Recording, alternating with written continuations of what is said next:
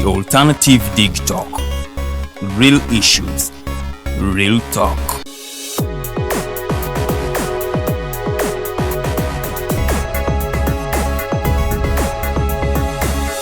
The alternative digitalk.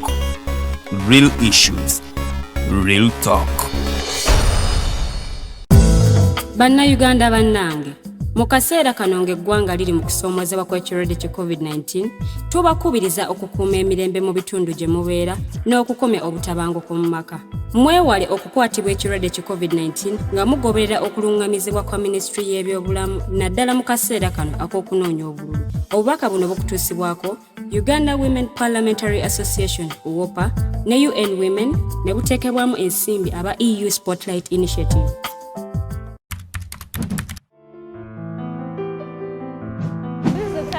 Where there is a lot of violence, for example, police brutality. A lot of you are being beaten up, the voters, the people from the opposing side. So election is just that period where we get free money. An election is a process through which people choose to vote a person or a group of people to hold an office of leadership. Did you know that you have the power to determine on who leads you? Did you know that your vote has the power to change your society and the country at large? Dear citizens, please vote wisely. Don't vote money, but vote issues. Dear parents, I can't make any decision. Your choice determines my future. Fellow students, exercise your right. Go and vote. Abafumbira mwese muzaze tugende tutera akaruru. Abanyayuganda mwena mugende mutera akaruru. Bashange face yihule kuche hudole. Abantu nyana mujje tugende tukome. Genda oronde. Your vote. My vote. Our vote is our present and our future.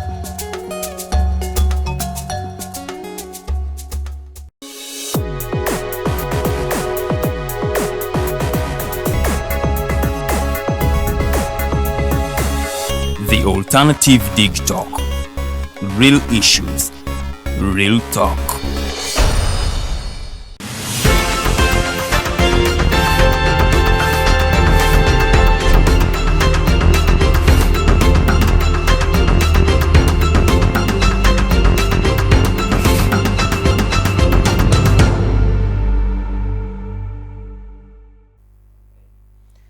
Good morning all that are watching us.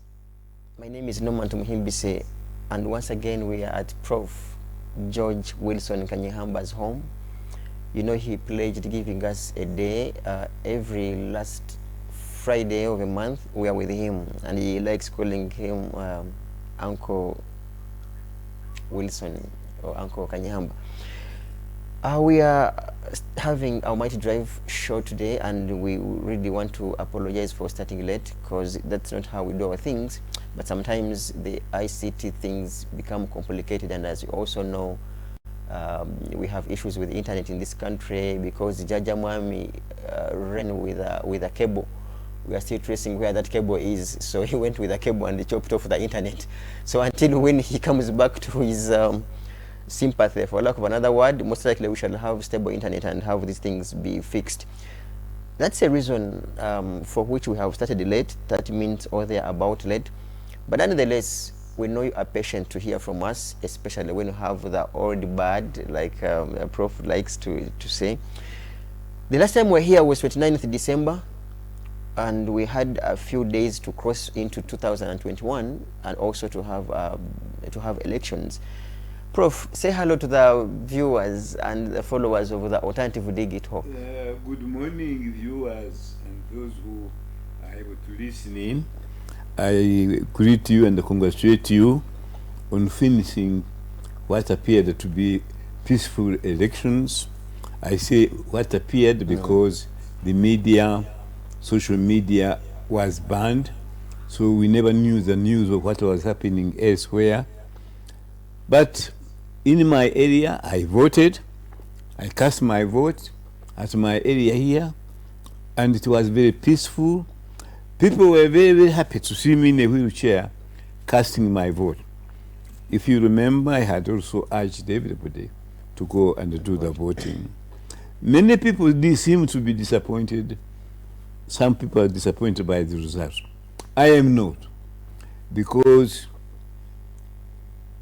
2021 is to Uganda what 1980 was to Uganda and the coming of Museveni. The results of 2021 general elections are in many respects similar to those of 1980, or was it 81, when most people in Uganda heard about Museveni, my friend, still my friend, whom I now oppose to continue. Not because I love him less, but because I love Uganda more. Not because I want my tribe, the Bachiga Munyakigezi, to stay in power, but because this country is for all Ugandans, not one ethnic group, not one tribe, certainly not one leader. And I know for an organization which even today most Ugandans don't understand. Is it a political party or is it a movement? And if it is a movement, is it the movement which I admired, which came in 1986? Or is it something different? Certainly it is something different. Because when the NRM came in 1986, we didn't have the policy of killing. We didn't have the policy of calling every Ugandan who doesn't agree with us the enemy of the people. So we had a different creature, driven and governed by the will of one man. The elections of 2021, for the first time, proved quite conclusively that the NRM party, as we know it, is not invincible. That its leader, President Museveni, is more true, and we can remove him if we want to. Maybe when you we continue with this conversation, you will see why I think that way. So when Uganda is here because of the Kingdom of Uganda. The Kingdom of Uganda was well established with a very highly sophisticated administration in the whole continent of Uganda, perhaps comparable to the Ashantis of Ghana. The colonial found us here, not primitive. We were already advanced state.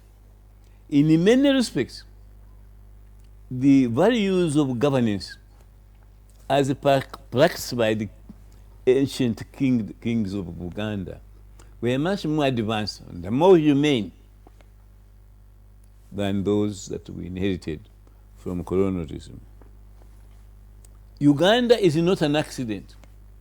Uganda was called Uganda because the first Europeans to come here, accompanied by the Swahilis of the coast, could not pronounce the word Buganda. They would say Uganda instead of Buganda, Usoga instead of Busoga, Unyoro instead of Bunyoro.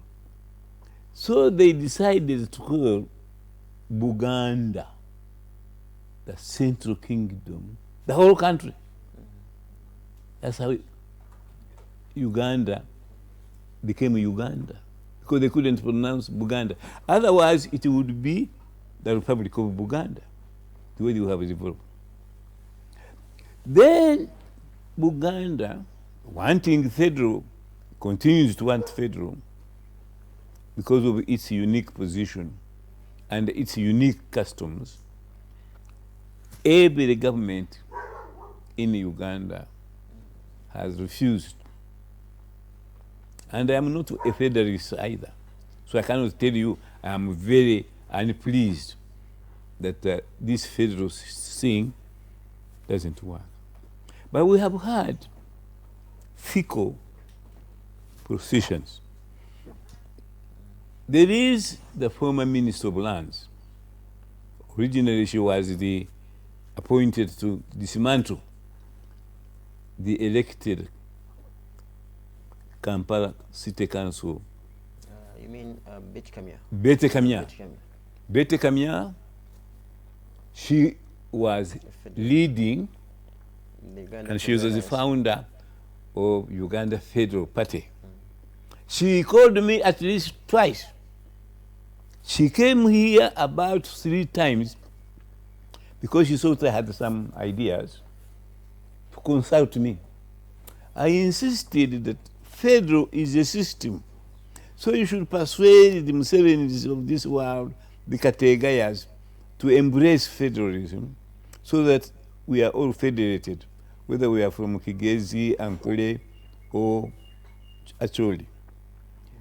Because federal is not a party. I addressed her several times. Then she came and abused me. She said, "You are the one who causes trouble in Uganda." I said, "Why?" What did she mean? You as an individual? I'm going to tell you what she meant. She said, "You were the chairman of the legal and drafting committee, and you gave President Museveni more powers than he should have done. You are the one who should be hanged by Ugandans." That is our position.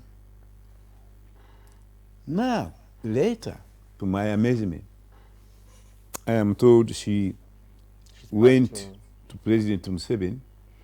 I hoped she was going to persuade him to adopt federalism, which she campaigned for. But I had her being announced as a minister in his cabinet.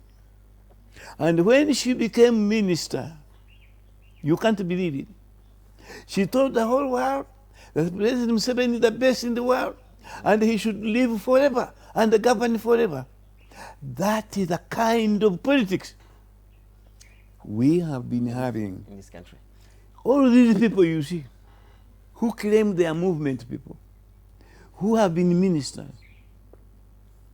they don't mean what they say. They are there for eating. I am here for the beer.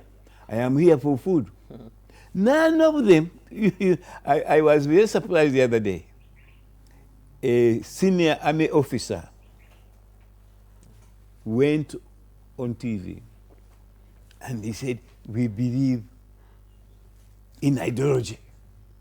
What ideology is Museveni following? What ideology has he incarcerated in Uganda, apart from this theory of you follow me or you fall?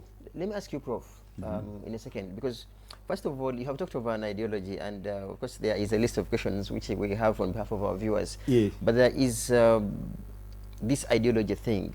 By the time you considered supporting and or working with Mr. Museveni that time, which ideology had he convinced you that he believed in or that he had?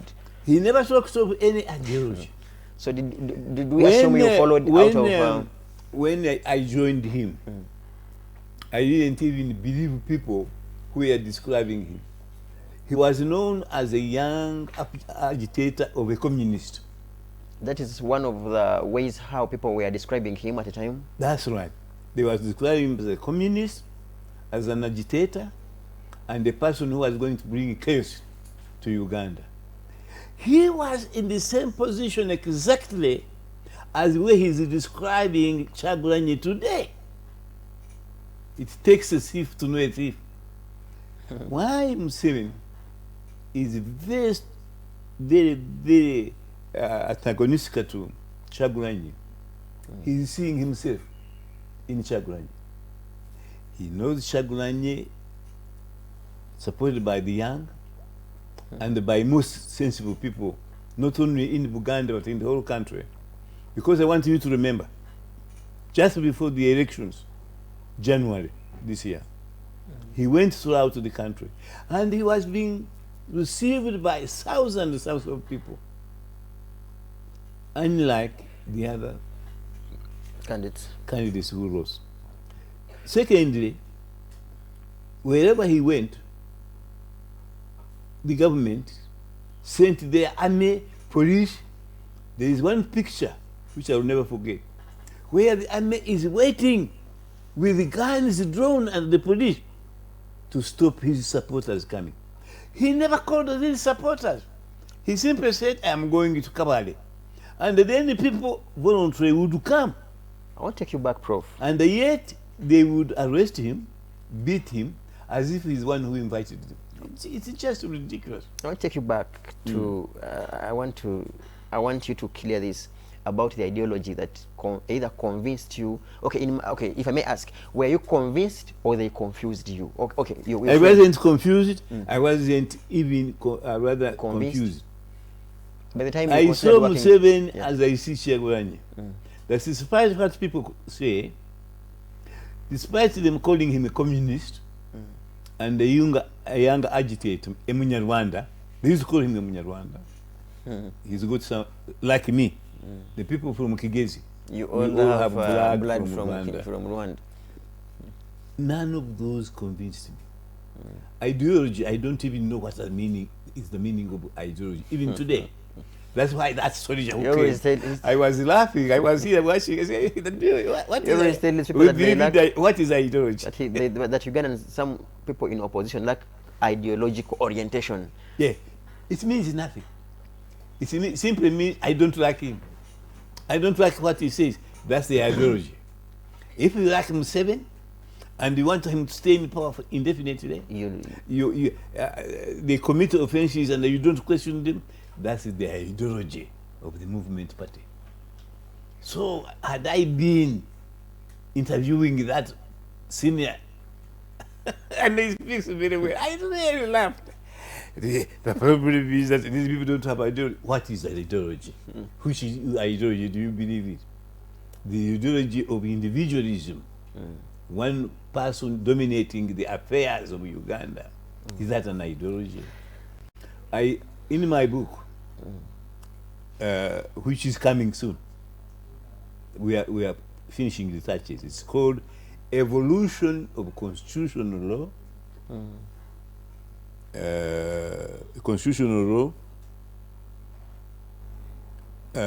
politics and the governance, and it will be a classic.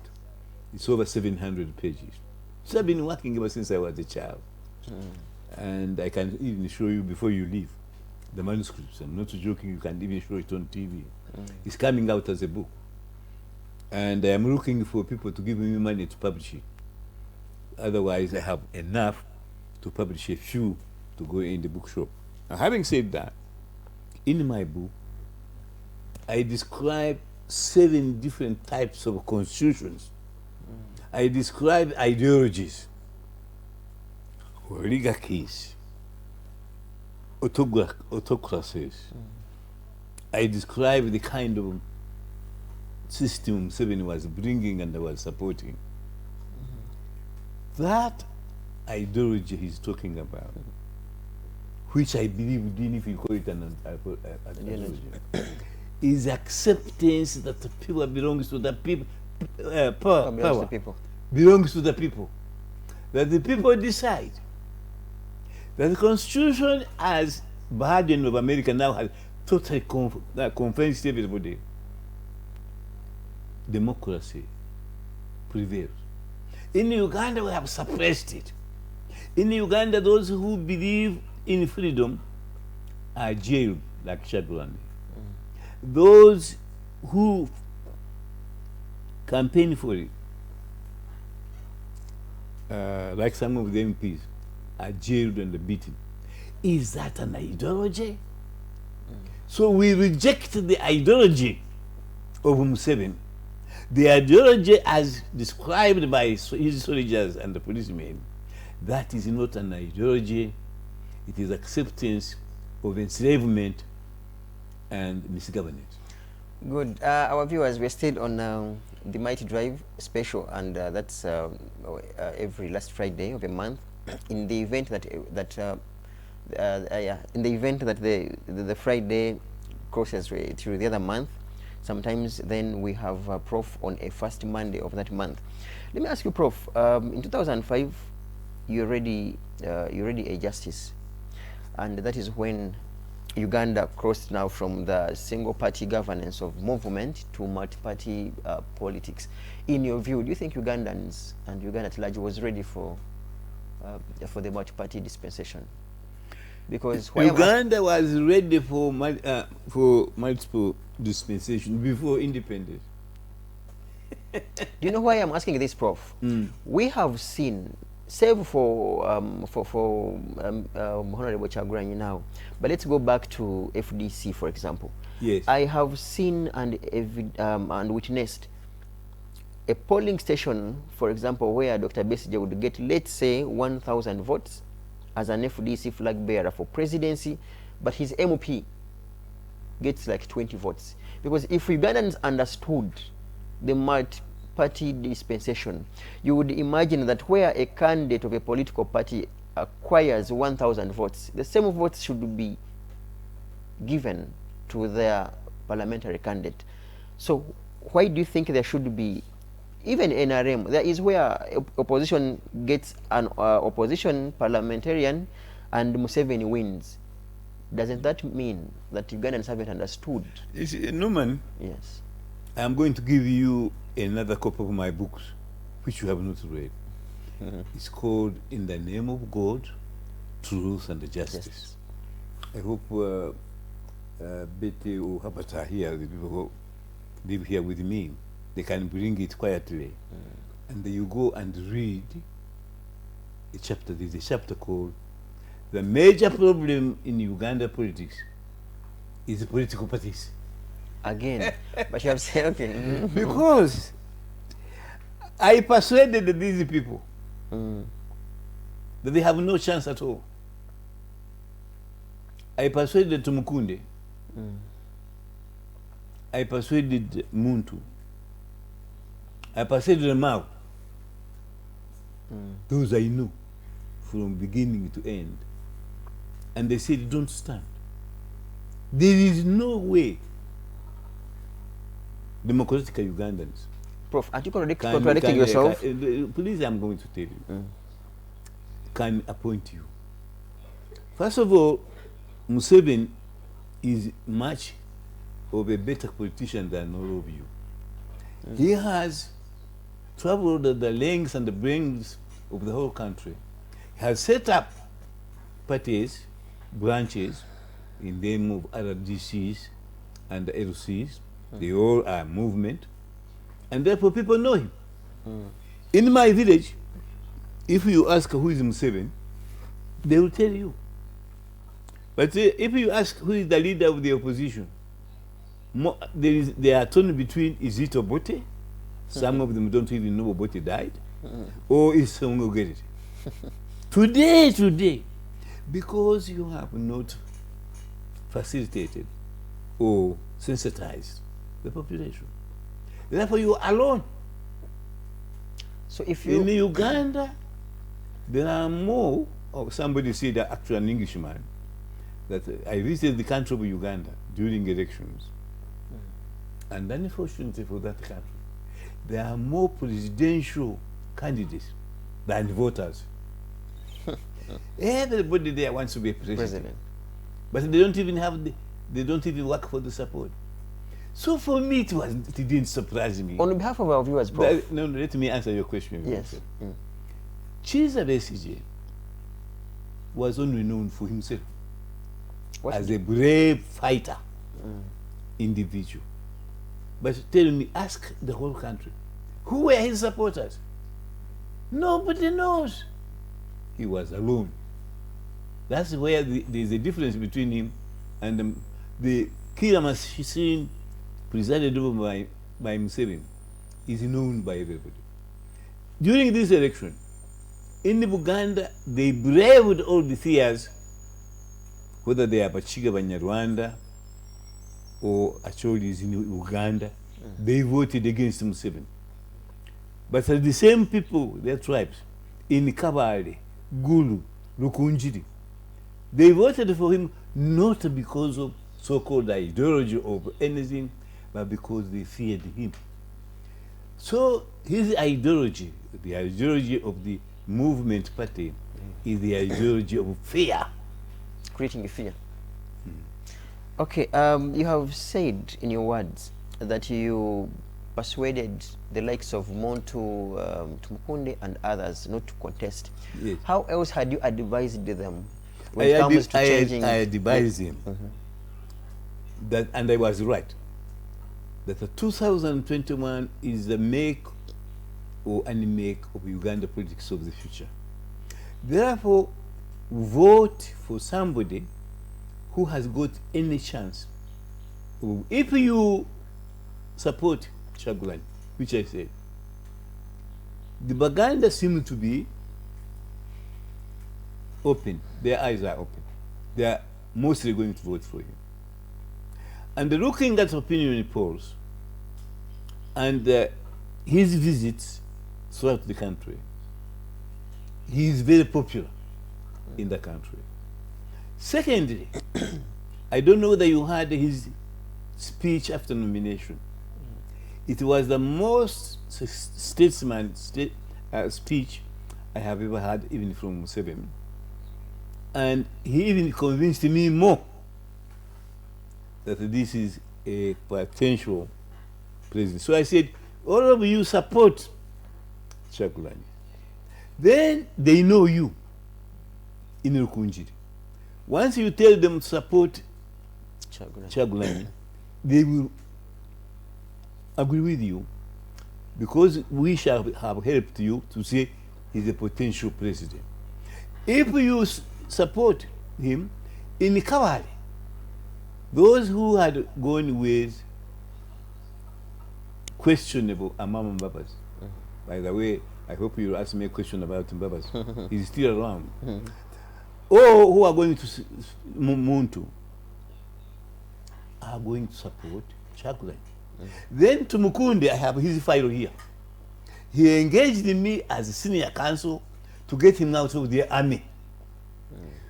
When President Museveni realized that to get rid of Mukunde would spoil his politics of fear, the ideology of fear, he appointed him Minister of Security. And this man, principled for future presidential candidate, agreed and became minister. And became the haunter of other politicians.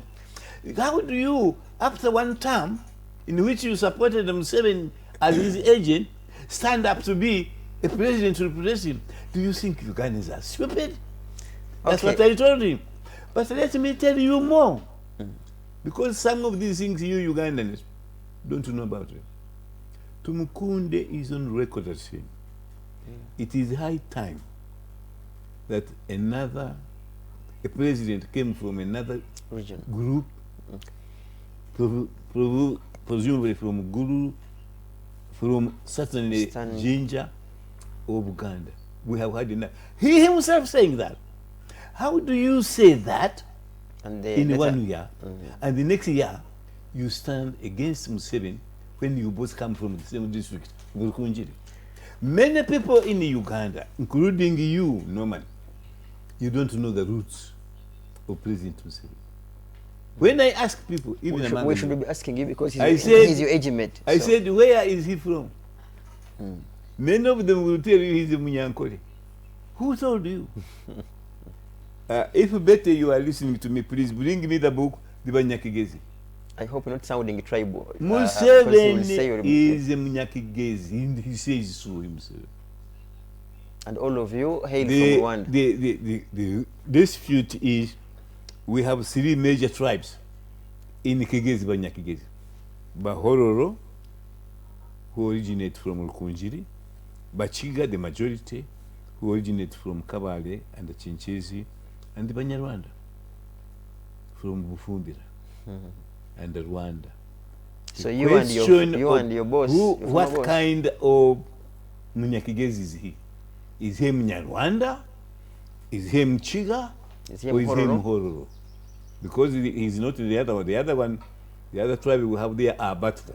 Batwa, this is short. Yes, and we know certainly he's not. So, if I want you people, I talk, let's say you don't sometimes take what I take in. Before you go, I ask you to show that book. It is Museveni who put it forward to you. His picture is there. And the headline there is the origin of Museveni, the most prominent Munyakigezi. He's a member of the Munyakigezi. The language we speak officially is Ruchiga Emunyankore. That is it. The official language. But he always says, we Emunyankore, we Emunyankore. Telling lies that he has no connection with Bachiga. Okay, Prof, let me ask you this. I didn't... So, will you... Yeah, I want you to show that page. Yeah, we should show the page. Please. And also have... You don't have comments on it, yeah, but they will show there. So you ask him next time, why do you seem to denounce Munyakigezi when you are one of them? Okay. He attends our meeting as Munyakigezi. But in public, he denounces you. And Chiza Besiji come from the same area. Rukunjiri will tell you when you read his Master the Seed and his other book. But he gives the impression that Chiza Besiji is not even a Mhororo, he's a Mchiga. Certainly they are all Bachiga. We all originated from Rwanda. If you read my book, The Blessings and the Joy of Who You Are, you will find where we all came, including Museveni. He's got roots from the Banyamulenge, the Congolese, southern Congo. Nothing to do with most Banyankole who are called Bahima, Hamite, originated from Ethiopia. And that one I have also talked about it. But not Museveni. Okay, Prof, he's not one of them. There is some bit of contradiction from your words. Yes. And please, you may consider or otherwise to quote me. You have said you persuaded the likes of Muntu, Tumukunde and others not to contest.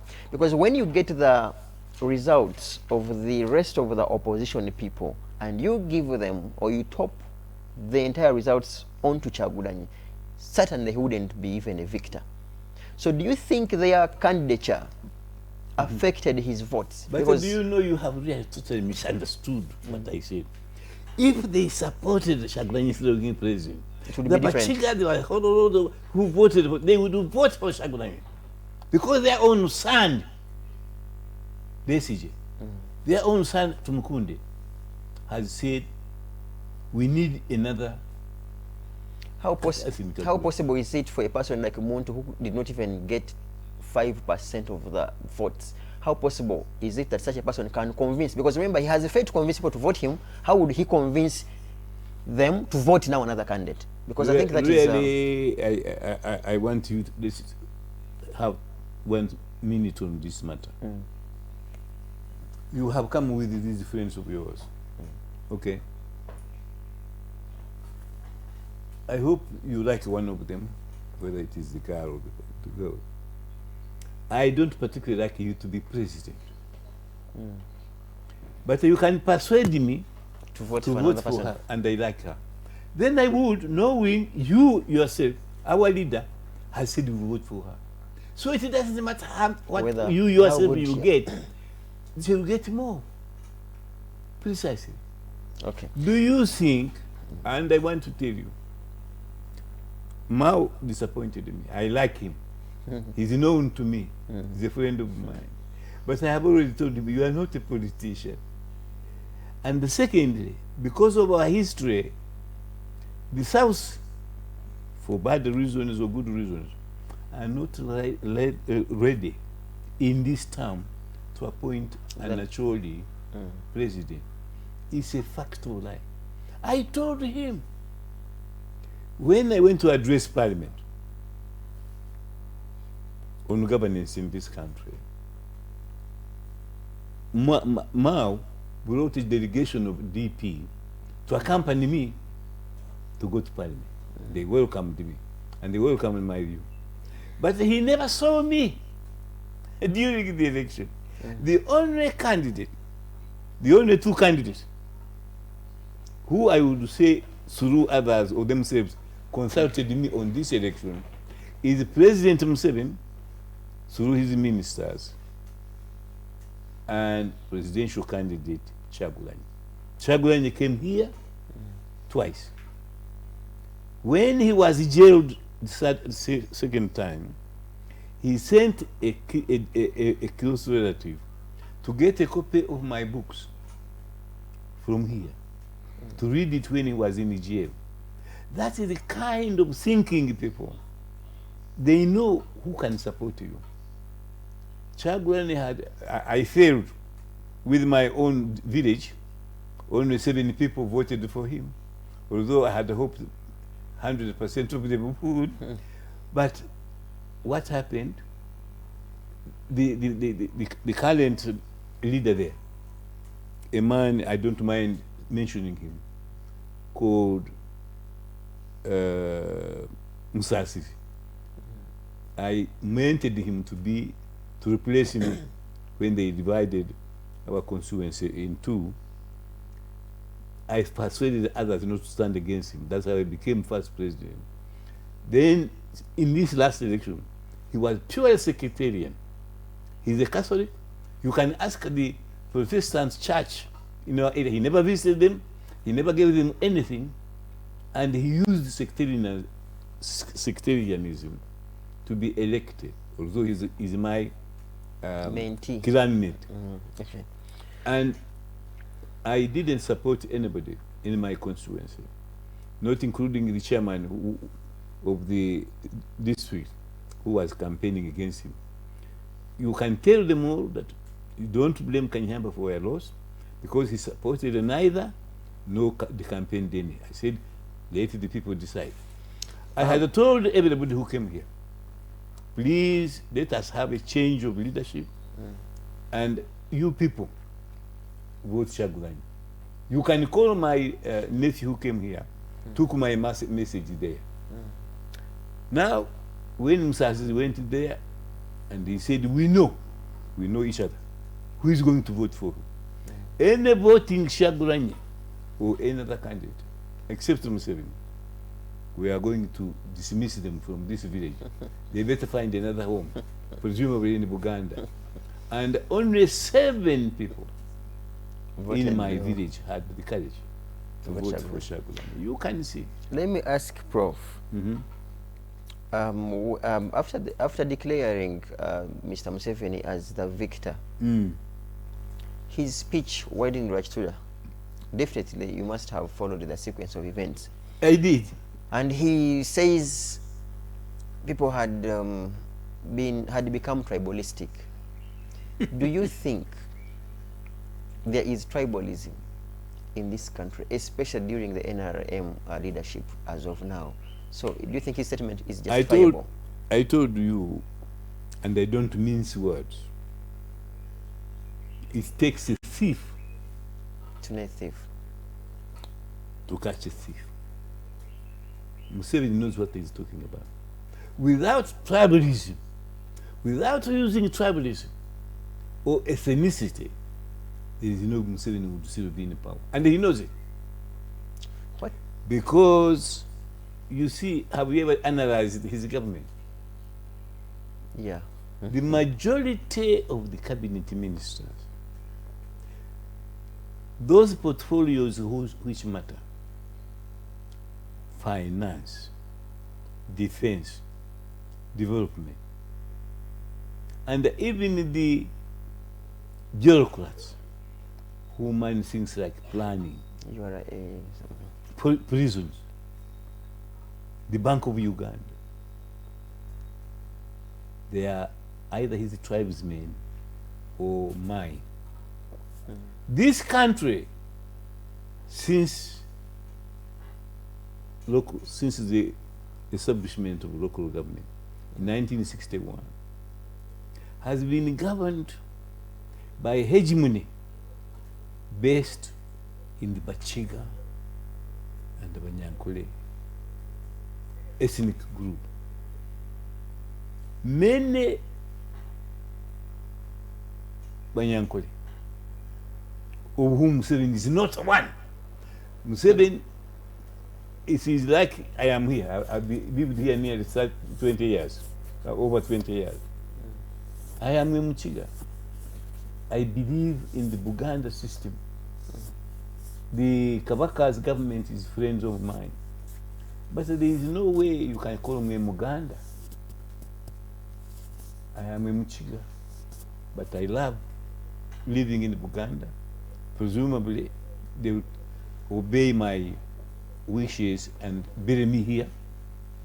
This is my residence. I bought it with the help of the Kabaka. Once the Kabaka visited me here, because we knew each other when he was a younger man in the UK, and I was a lecturer there. And we've been friends ever since. But I don't take that into account. He's been very good for Uganda. He's been sober for this country. And if it was as the independence, I'm sure many people would nominate him to be the president like his father. But he doesn't want to be. He's a modest man. So having said that, I love the Bachiga, of which I am one. I love Emunyankore, who are my ethnic group. I love the Banyamulenge, Banyarujumbura, like Museveni. But let me tell you how fear can kill people. That book I'll show you. Museveni was happy to put a forward to it. The clans and traditions of the Bachiga, of the Munyakigezi. A senior police officer, I'm not mentioning, visited me here. He's a Muchiga. And he's still in the police, very senior, at the commissioner, assistant commissioner. I said, have you read this book? He said, which one? I showed him that page I'm going to show you. He said, I don't want to know. I don't want to read. Museveni is a Emunyankore. No. I can't. I am a policeman. I can't be heard saying he's a Munyakigezi. He was trembling. That is the ideology of the movement party, my friend. So you have said, I don't like it. You have said it takes a thief to catch a thief. You have stated it yes, takes a thief you said a thief to catch a thief. Very good. So that in your words, I don't know whether it is true, you'll correct me or otherwise. Does that mean that Mr. Museveni is tribalistic and therefore he can sense? Extremely so. That's, by the way, he doesn't say Banyamulenge or Munyakigezi, which he is. Today, call him and say, are you a Munyakigezi or a Emunyankore? Let's see what he tells you. But he has used it to perpetuate himself in power. I have told you, when the last lecture I gave to, what's her name? Betty Kanya, and his party, Federal Party, yes. The former chairman of Kabale district, Baguma, retired, NRM. He visited, he came to that audience, not because of me, but Kamya had persuaded him that the whole country we should be federal, including Kigezi, the most notorious republic, and our former chairman, call him, he's still alive, Baguma, Yosam. He went there, I met him there. I said, what are you doing there? He said, I am convinced that the kind of system NRM brought in this country, of Museveni, not of yours, has failed. And we better try federal as an alternative. People are frustrated. They have given up. And the NRM party, they are looking for an alternative. One of the main reasons why Kyagulanyi was popular is that he was not parading any party. NUP is not a party, it is a movement. Like the one I used to like under Museveni. The Conk movement which came in 1986. I have never moved away from that. Its ideology is we are for the people. The people matter. We work for the people. I am a servant of the people. I came to Uganda from a very good job of being a senior lecturer in UK in a university. I was being paid 3 times, if not more, than what I received when I was a cabinet minister when I came here. But I sacrificed everything for the love of my people. We didn't have any ideology. I have these 2 questions. I have always hated the communists. Okay. Please, I wanted to finish this point. I don't like communists. It's an enslaving system. You came here and served But when I came to serve Museveni, he was known as a communist. So that shows you I wasn't serving an ideology. Let me ask I had identified the person who can save Uganda, and I was right. And it was Museveni. During your service as a minister for... I was a minister for commerce. Then I was minister of justice and the attorney general. And for 10 years, I was presidential advisor. Presidential advisor, and then Supreme Court justice. Yes. Are there specific moments where you have seen Mr. Museveni's tribalistic tendencies manifest themselves? Very much so. And would you mind sharing? Let me tell you. Parliament censured his ethnic tribesman. You mean Jim Muwezi? 2 of them. Muwezi and Kutesa. I think there was another one. The Parliament confirmed they had been censored. In fact, even Otafire sometime, but Otafire resigned. Yes, that's right. And Otafire at one time. And what did he do? He didn't forget it. They went.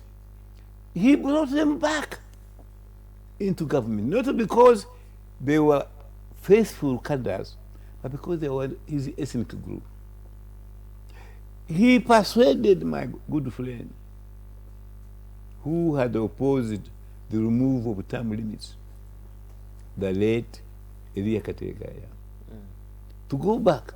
Not because he loved him, but because he thought rightly that if the sacking continues, the Munyakigezi will not vote for him. Tribalistic, pure and simple. I could tell you other stories of tribalism, but modesty forbid me from saying so. He is the greatest tribalist that country. All you have to do, please, to prove me right, analyze the composition of his government since he became president. Who holds what portfolio and why? I have mentioned 3 portfolios. The Bank of Uganda, the Department of which is communication, in other words, receiving and sending information, defense, prisons. Look at the people who have held those high posts, who still hold them, and how their offices have been renewed again and again, purely on tribal grounds. Thereby, Museveni proving that Kanyeihamba is right. I am a tribalist. And you ask him, sir, today ask him, are you Emunyankore or are you Munyakigezi? And if he says, I am Emunyankore, show him the page you are going to put on your program, showing the people and the customs and the land of Munyakigezi, where they describe him as the prominent Munyakigezi. Ask him that.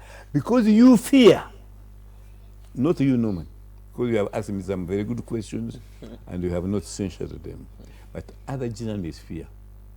For example, have you ever asked? I used to contribute every week articles to monitor land review. People, including the president's office, have asked, why did you stop? I said, I didn't stop.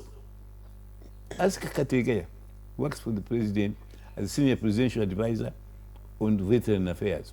She said, Professor, why is your article not appearing? I want you to ask some people who are still there, Deli Kachionga, Jam Dot, rather Emudot, and the editor of Weekend. Why? Why did I was appearing every month, like NBS. Now, on NBS? Do you know who told me, who sacked me, that they should not show me anymore? My gardener. He left now. Because he was working for part of the owner, and I know who it is. So you people, we don't have a reading culture, and we don't have a memory. You would all be asking, Kanyeihamba, Museveni said, Kanyeihamba spoils my politics. It's in my book. But he teaches the nation what is right and wrong. All of you should be using that one. But because you get money, you have all feared to ask the right Prof, question. we are breaking shortly, yes. And as we return, as you also think through, we want to ask you on whether you were effective as a presidential advisor, and in any case, does Uganda need a fleet? If it were vehicles, I would call it a fleet.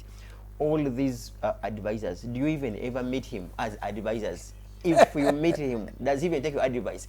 Don't go away. We're coming back shortly. For 5 years. Yeah, we're coming back after the break, Prof, and you anyway, answer but the question. answer, because people should come and see, the answer is definitely no. But, okay. Coming back shortly, we are with Prof. George Wilson Kanyeihamba at his home in Buziga, and yes, he is taking gas. And we're coming back shortly. Thank you.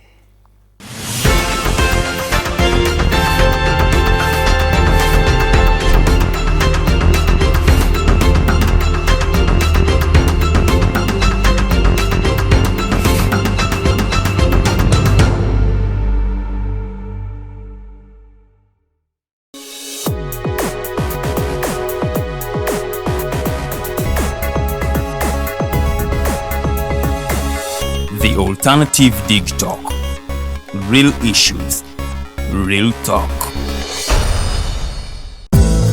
Abanya-Uganda bagenzi banje ombwire obu obwo kuronda karuru nitubashaba okukoma obusinge omu maka n'omu bicweka byaitu n'obujunanizibwa bwaitu okumaraho obutabanguko omu maka nitubijusya okwetanta ekirwe kya COVID-19 obwene mukuratira okuhaburwa kwa Ministry y'ebyamagara. Obutumwa obu nibukwihikibwaho Uganda Women Parliamentary Association UWOPA na UN Women n'obushagi kuruga omu EU Spotlight Initiative.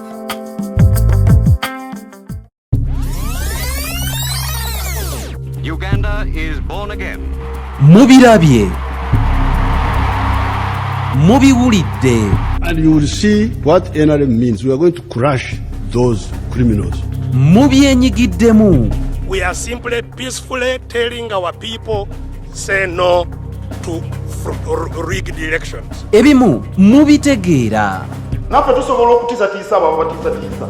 Oba oli awo ng'abamu mugwamu bigwe.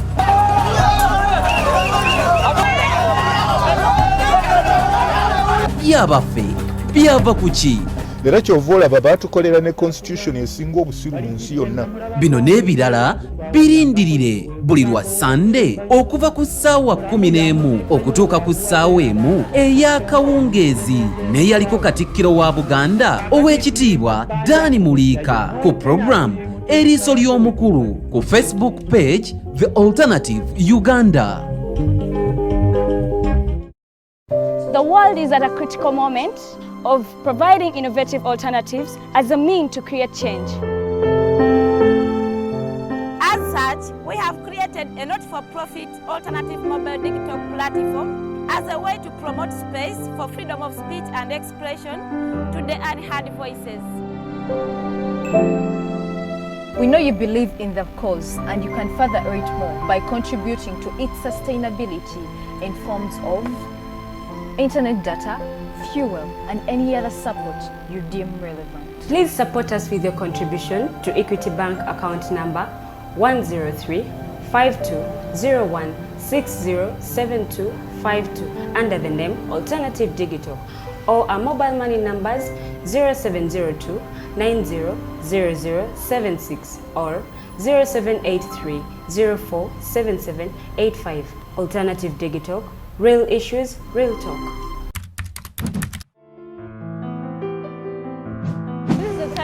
Where there is a lot of violence, for example, police brutality. A lot of you are being beaten up, the voters, the people from the opposing side. So election is just that period where we get free money.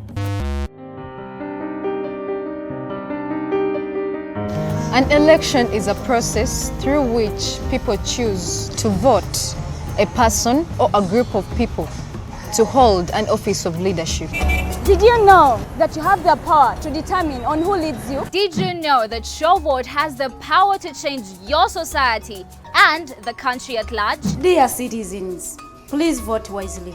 Don't vote money, but vote issues. Dear parents, I can't make any decision. Your choice determines my future. Fellow students, exercise your right. Go and vote. Abafumbira mwese muzaze tugende tutera akaruru. Abanya-Uganda mwena mugende mutera akaruru. Bashange face yihule kucha hudole. Abantu nyana mujje tugende tukome. Genda olonde. Your vote. My vote. Our vote is our present and our future.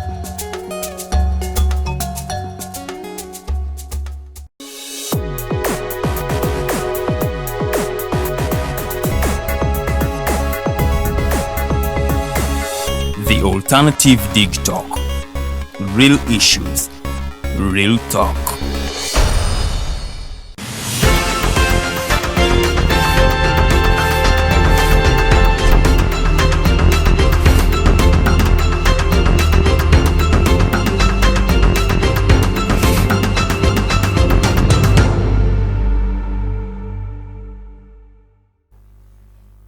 Thank you. We're back. We had a healthy break with the Prof. George Wilson Kanyeihamba, and quite interesting. There is a lot of things, and you know, when you're dealing with a lawyer, you know, he speaks with authenticity, and he wants to always put things on record and for proof. And while we are away, he had to prove to us that there is this book, Clans and Totems of the Munyakigezi. And this very book, Mr. Museveni, the President of the Republic of Uganda, gave a forward, of course, definitely attributing to the work of Professor Kanyeihamba, and in regards to what he's talking about when it comes to Mr. Museveni equally belonging to the Munyakigezi. He's a Munyakigezi. He's a Munyakigezi. And to the disappointment of Prof, for lack of another word, when he's out there, he does not want to prove. He doesn't want to associate to say I'm from Kigezi. What is the problem with people of Munyakigezi? Why wouldn't he want to associate with you? I really don't know. You are going to ask him. He's a Munyakigezi. For us to... By the way, when he's about 2 years older than me. Again? Only 2 years older than older me. Or you? According, no, I'm older. You're older 2 years. So if you are 80, and that one was confirmed Prof, by you're 82, Bianyima, you're 80, where he grew up. No, he grew up. No, we mean you. When he was a child, he grew up in Kigezi. So, Prof, you're 82 years? Or you're 80? I am 81. 81. Mm. So, in your view, Museveni should be... he should be 79 now. Okay. Without any question, he's 79. Okay. So, let me take you back. You know, there was a question that you were supposed to answer for us, Prof. You were Mr. Museveni's advisor, presidential advisor. Yes. And he now has more than 70 or even thereabout. Yes. Did you ever meet him to advise him? And if yes, did he even ever took your... When he first, and he's the one who suggested the name. When I stopped being minister of Justice and Attorney General and the Member of Parliament, he suggested that he wanted me to be his Kissinger of America. I should be Kissinger of States. I would be representing him where he doesn't go. Where he has caused trouble, because Kissinger was one of the best negotiators. Yes. Then he initially said I should be his presidential advisor. I said no. Senior presidential advisor, rather presidential advisor, is equivalent to your advisor in economics, William Kaberuka. I think he's called William Kaberuka. Okay. And for me, I'm senior. I am a cabinet minister. So he said, we shall call you senior presidential advisor, who is equivalent to a cabinet minister. And you stay in your house. You continue keeping your car and everything, including your salary as a cabinet minister. And that is what was implemented. You can ask Crispus Chionga, he's the one who determined who confirmed my terms. Now, the first time he was very enthusiastic. He used to get a bag of letters written to him about denials of human rights. And he would send it to me. I would answer all those on his behalf. There were two missions. The first one he sent me with Emunyankore, who was Minister of Foreign Affairs. We went to Paris to meet Rwandese. We had problems with them. I had to represent the president. But remember, in the structure of cabinet, the word senior presidential advisor is not there. So the people of Emunyankore had no problem with me. Question the civil servant, what is Kanyeihamba there? As if he's your deputy. But he has not placed any cabinet. I didn't know about that until much later. Then he consulted the one who had replaced me as Attorney General, Abu Mayanja, the late Abu Mayanja. Abu Mayanja said it is correct. There is no space for him in the government. Meaning you? Yeah, meaning me. So they were advised by the people who didn't want me. Remember, by being there, those who should have got the what do you call them when you travel abroad? The per diem and so on. They lost out because I had replaced them, but I had no position in the government except I was a presidential advisor. So they advised them to set up their own desks. So Ministry of Foreign Affairs set up a desk called Human Rights. Then Ministry of Justice under Abu Mayanja set up a desk for human rights. So whenever letters came, they said, don't send them to Kanyeihamba anymore. We shall deal with them. That's what must have been on the second year, having been given that title. So one day I remember the late, not the late, former minister, I'm a man, Jenu Tinyefuza, but Tifuza now. We went to the president because he also was senior advisor on military affairs. But we never met him, we never did anything. We were getting salary, using government cars, getting fuel, having drivers and the bodyguards, but doing nothing. So you served as an advisor for how long, Prof? For 5 years. And in those 5 years, do you remember meeting him? No, I only met him twice. Wait a second. Only twice. I don't know that in as the media watch us. Then Prof, we wrote. In 5 years, you met your would-be boss, okay, someone whom you should have met advice twice in 5 years. Only twice. And I was earning every day my money, my allowances. Does that mean that even the rest of the 70 that he now has don't meet him as well? And I mean, they're also simply depending on our taxes and offering the only one I knew when we were both fresh advisors is Jenu Tinyefuza, David. And we knew, we never met him. So we wrote to him. We say we are maintained at a very high cost. We are in government houses. Wasn't cost effective. We have got all the everything pertaining to senior presidential advisor. For me, I'm senior. Tinyefuza is like a junior minister, but we get cars. I thought that I would be attending cabinet because Kaberuka, who was junior to me, was attending. But I never got one invitation to go to cabinet. So I questioned him. He said, no, your post does not go with the seat in the cabinet. That's when I accepted. Then 2, 3 years, I met Tinyefuza. He himself, I have never seen him. We had a big offices in the Okero House then, and the secretaries. We did nothing. So we decided, we are nationalists. We are here underdeployed, and we are taking taxes money. So we made an appointment. We wrote a letter,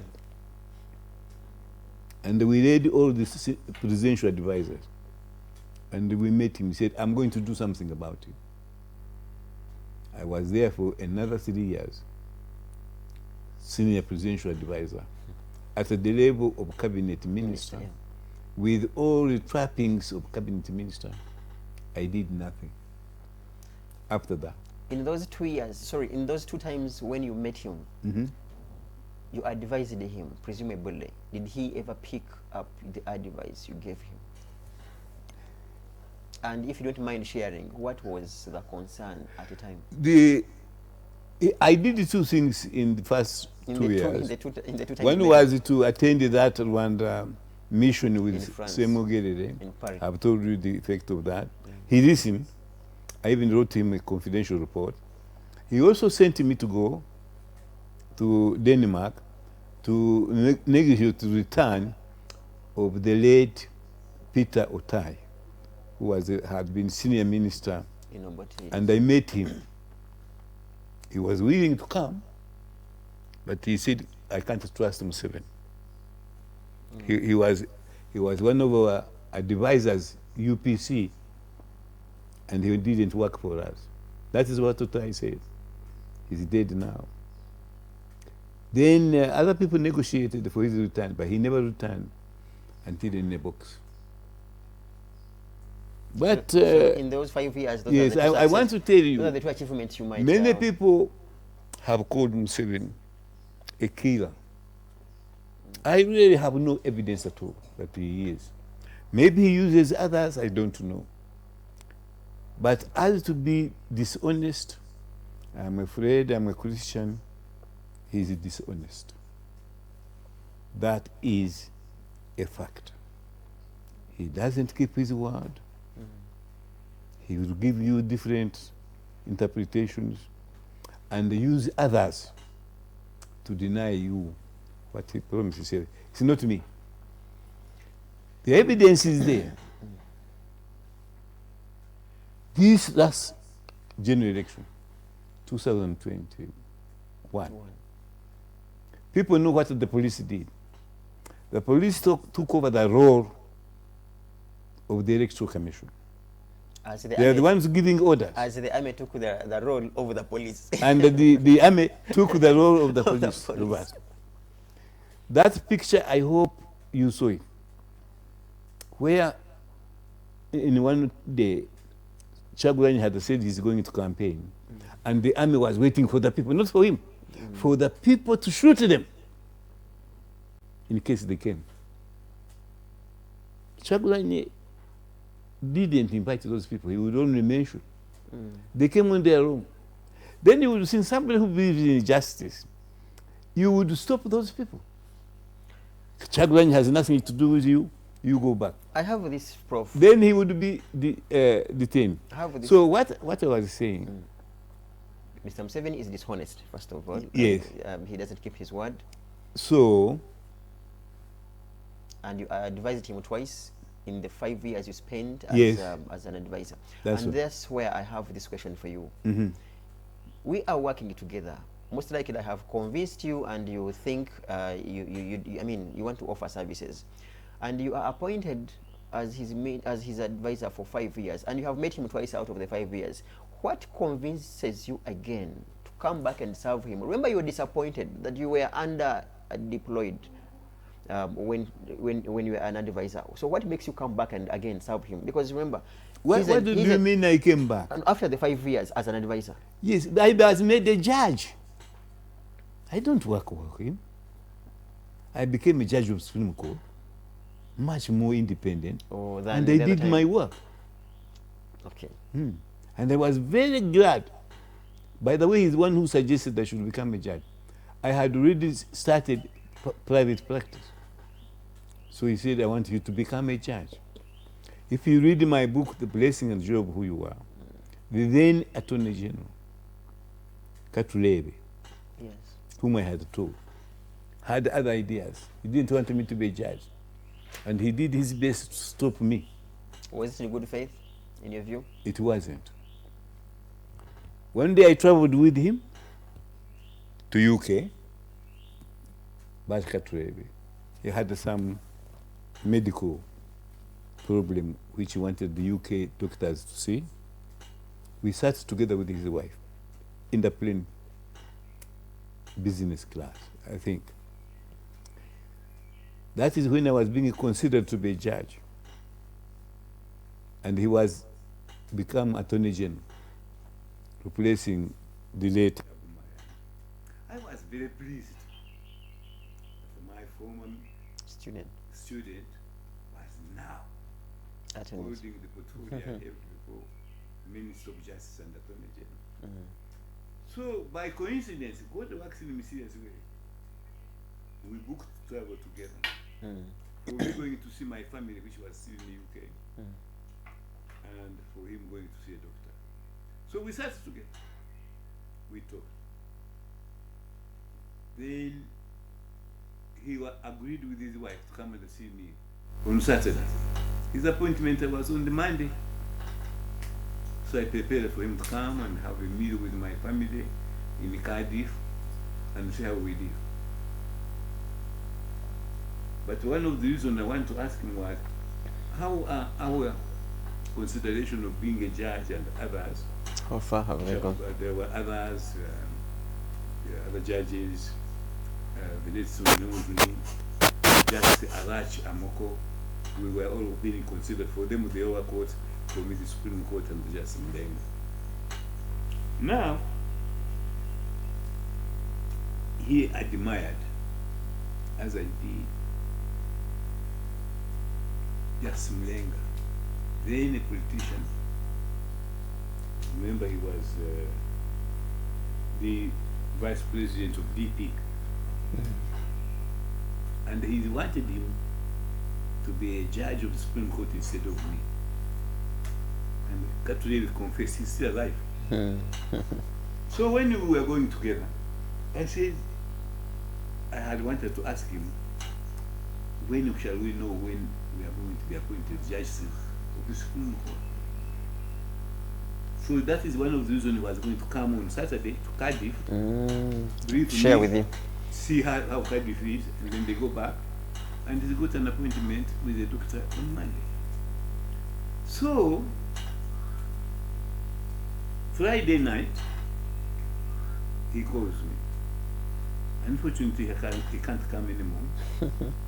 The doctor has put for a rather advanced his appointment. You'll see the doctor on Saturday and travel back to Uganda on Sunday. Then I said, excuse me, I had wanted to ask you about my appointment as a judge of the Supreme Court.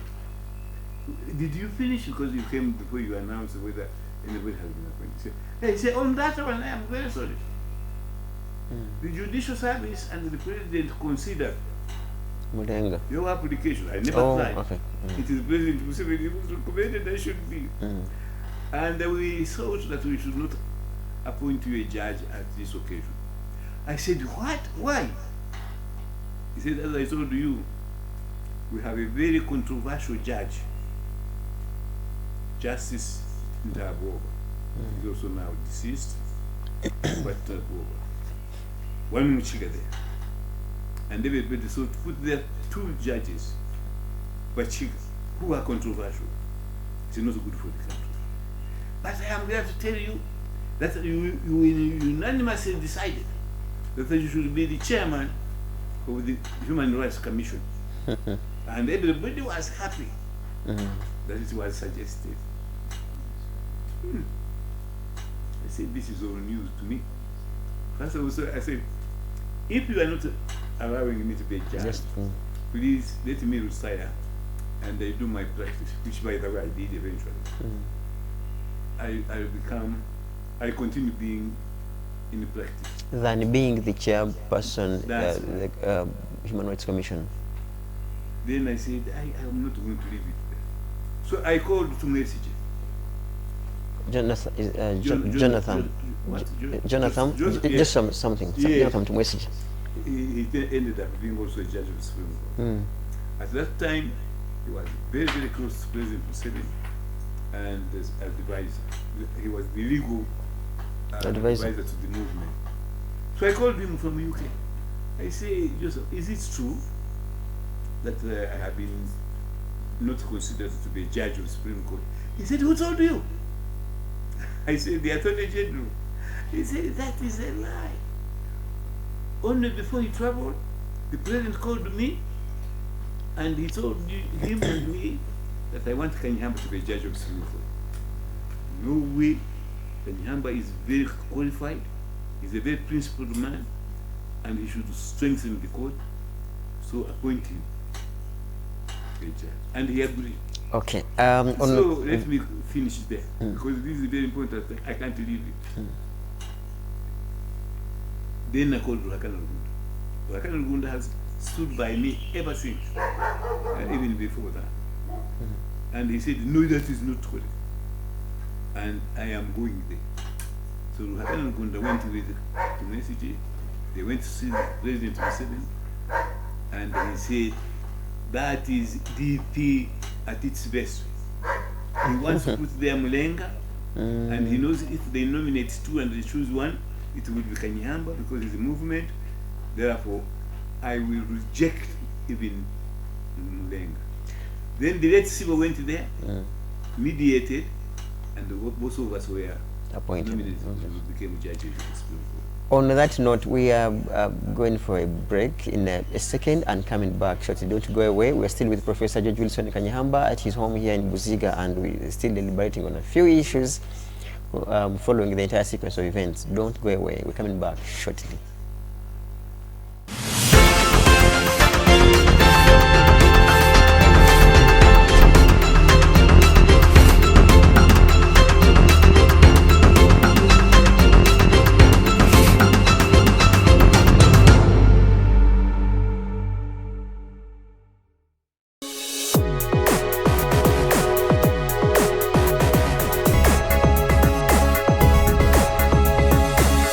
The Alternative Dig Talk.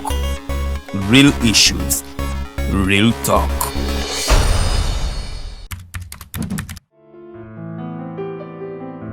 This is a time where there is a lot of violence. For example, police brutality. A lot of you are being beaten up, the voters, the people from the opposing side. So election is just that period where we get free money. An election is a process through which people choose to vote a person or a group of people to hold an office of leadership. Did you know that you have the power to determine on who leads you? Did you know that your vote has the power to change your society and the country at large? Dear citizens, please vote wisely. Don't vote money, but vote issues. Dear parents, I can't make any decision. Your choice determines my future. Fellow students, exercise your right. Go and vote. Abafumbira mwese muzaze tugende tutera akaruru. Abanyayuganda mwena mugende mutera akaruru. Bashange face face yihule kuche hudole. Abantu nyana mujje tugende tukome. Genda olonde. Your vote. My vote. Our vote is our present and our future.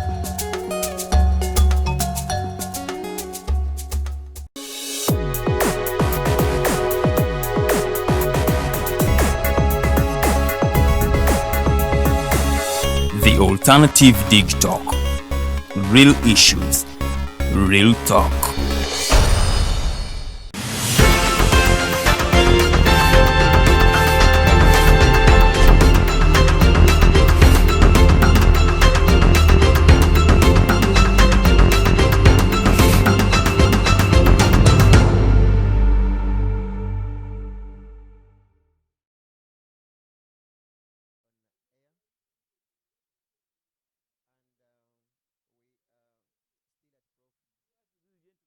Prof. Kanyehamba's home, and we are still with him in this last segment, but also to say and ask our viewers out there, both here and international, that we have a studio line, and it is 0789 014 145. So you can call in and ask the former Justice of Supreme Court, because we are with him. We are under a digitalized world. Don't mind, don't ask yourself, how is this possible? Call 0789 014 145. I can assure you he will listen in your question or any comments in case you have some, and he indeed will go ahead and answer the same questions. And by the way, he adds, there is no single question on earth that embarrasses him. I remember some time back I was skeptical of asking you about the decision you made in regards to Sejusa versus Attorney General. That's right. And indeed you answered it very eloquently, and everyone was like, okay, we had thought he would have his wires chopped off. So we are at his home. We are with him in this last minute. I repeat, the number is 0789 014 145. In case you're abroad, instead of 0, please, you can put +256 789 014 145. Prof, now as we conclude this show, the remaining minutes, what do you think went wrong when it comes to Mr. Chagulanyi's loss? Is it even a genuine loss? So what went wrong? Wrong when it comes to General Chagulanyi's candidature and subsequent loss. In any case, is it a genuine loss for his presidential bid with his 35 Chagulanyi? Because he, as per the records from EC, he has 35% of the entire voter turnout. If you answer me the question,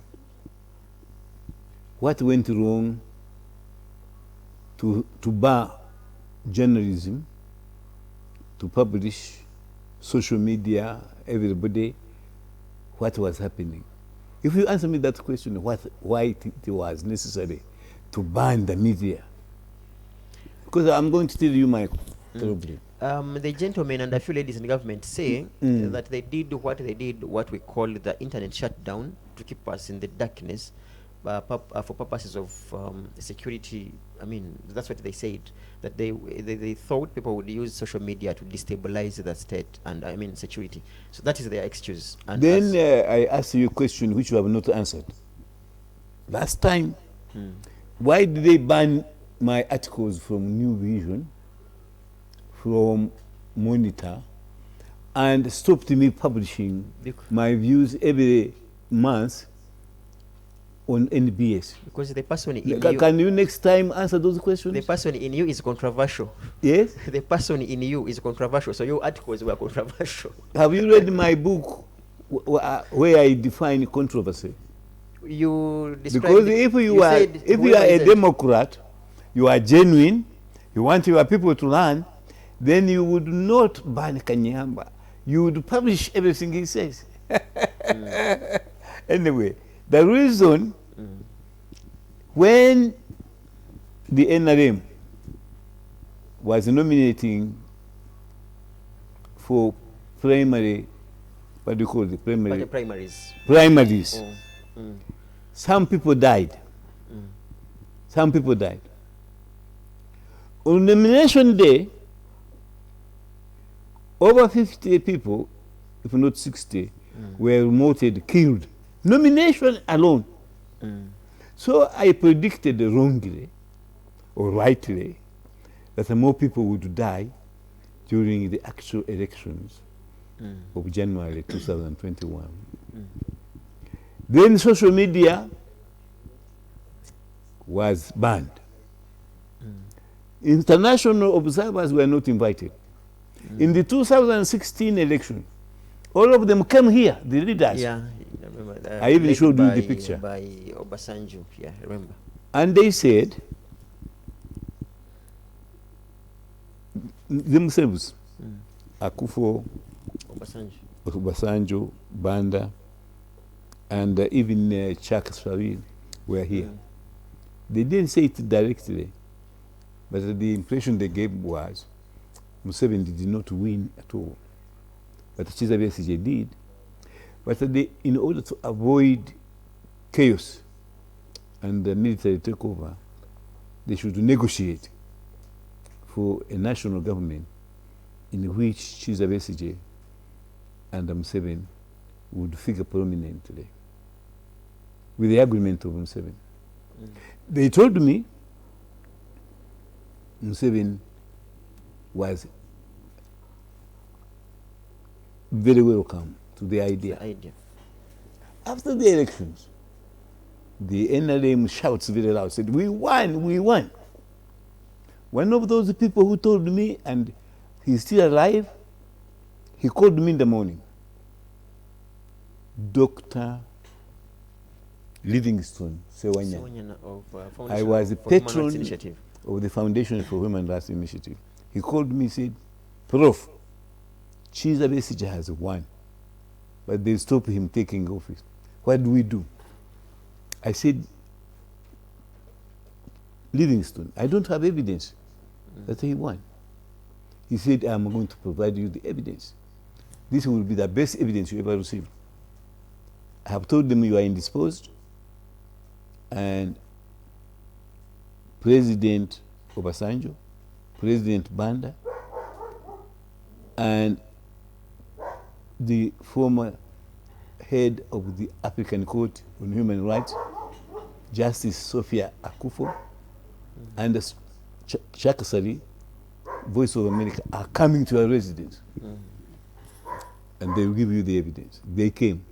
I showed you the pictures. I'm sitting here. That was the Sunday following the election. That's when they told me Museveni has agreed to form a national government with Kizza Besigye so that he can be allowed to continue. They left. When they left, even Sewanyana, who had been intimidated presumably, wrote. There is a report to have written that Museveni won. I couldn't believe it. That's when I resigned from the Foundation for Human Rights. I said, "This is our executive director. He convinced me Museveni had won, rather Kizza Besigye. Now, because he gave me foreign observers who came here to my house, and now he's saying Museveni won. I put in my resignation. It is in my book. In the name of God, truth and justice. And the reasons why I resigned. Instead of apologizing, he accepted my resignation and obviously found somebody else. But that's a different story. Having said that, I want to tell you, when the party itself is nominating its bearers, flag bearers, people die. Between themselves they are fighting. When nomination alone of presidential candidates come, over 50 people die. Tell me, is it logical that during the actual election, when what the NRM calls enemies are wanting to take power from them, there would not be a single death reported? Really? You want somebody intelligent like Kanyeihamba to believe that? And why nothing was reported? Because reporting was banned. The media, social media. So the answer is there. So I'm asking you, for me here, the elections were free and fair. In 2016, we didn't vote here because materials came late. Here they came on time. But I'm told elsewhere they were late. I'm told there were scuffles everywhere. But I know nothing about them. That would be the answer. Secondly, the answer is in the speech President Museveni gave after he had been declared winner. By the way, they declared the winner before the results some of them hadn't come. In 2016, Rukunjiri hadn't come, Sese hadn't come, they announced results. Every Ugandan who votes in the presidential election would like to know that his vote or her vote was counted before isn't that a the results were made. Is that a constitutional matter, Prof? Because and as that one is of the where draftsmen, you gave electoral commission a specific period through which they should declare the results. Won't that call for an amendment so that they are given, let's say, 4 or thereabout days? I don't like amendment to the 1995 Constitution. Somebody who wants it to be amended, they should prove to me the reason for that things have happened which change the Ugandans' minds of 1995 or anything better has occurred. But what has happened since 1995, proclamation of the Constitution, is bad. We are expecting for bad things to happen to the Constitution. And that's why last time I said, and I stick to my speech, unless Uganda, you go back to the 1995 Constitution in total, we shall never have peace or fair and free elections in Uganda, and we shall always be dominated by one group of greedy people in this country. But please, for me, I don't want to say amend the Constitution or make another one. I only say, let us go back to the 1995 Constitution. God has kept me longer than many people expected. I hope he will keep me longer, but I will never surrender what the Ugandan people chose to be governed by in 1995. That Constitution, which Museveni said, I will go in the bush once more if anybody interferes with this Constitution, little knowing he would be the first one to interfere with it.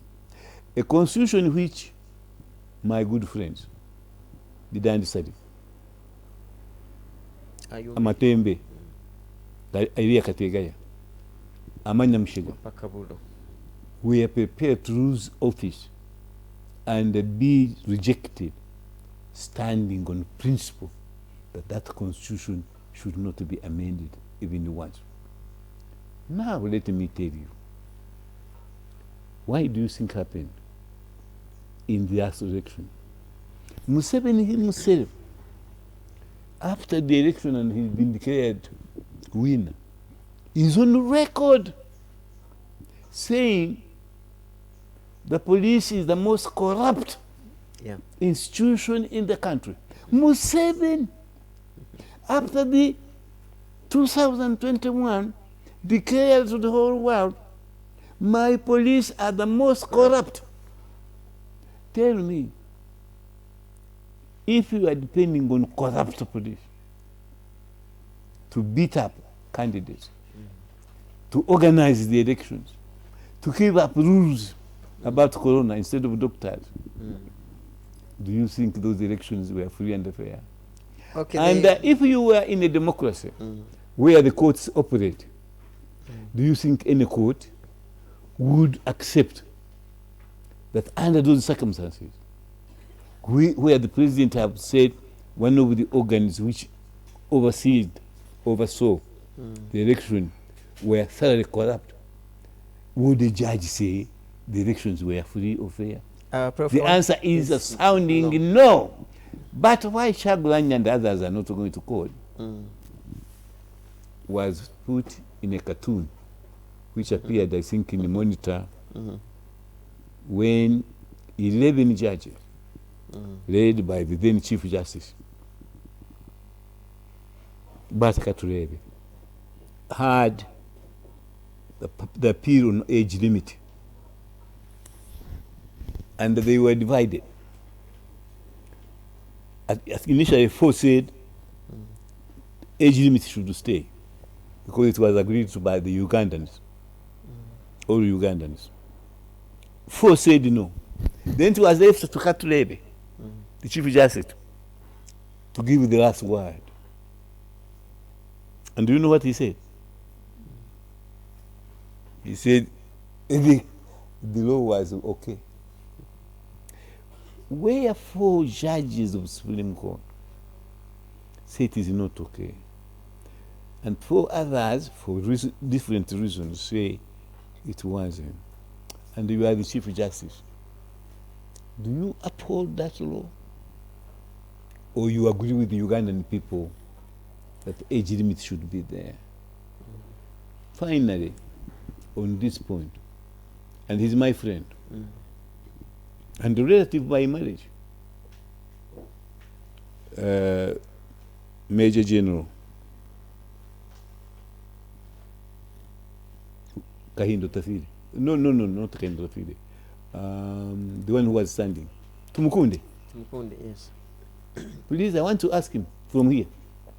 Is it true that you are on record in the movement saying, I think to be fair to others and to stick to the principles